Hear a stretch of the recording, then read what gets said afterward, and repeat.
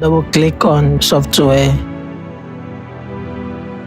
close, double click on the setup tool.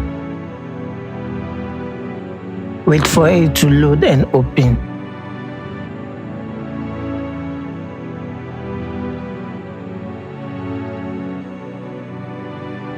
Click on continue.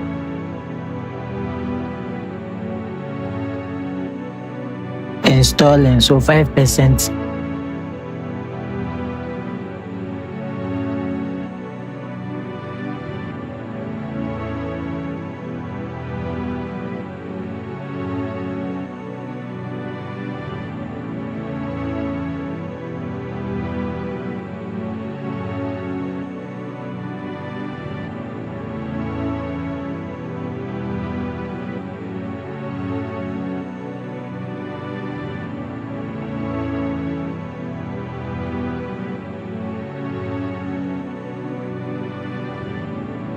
It is done.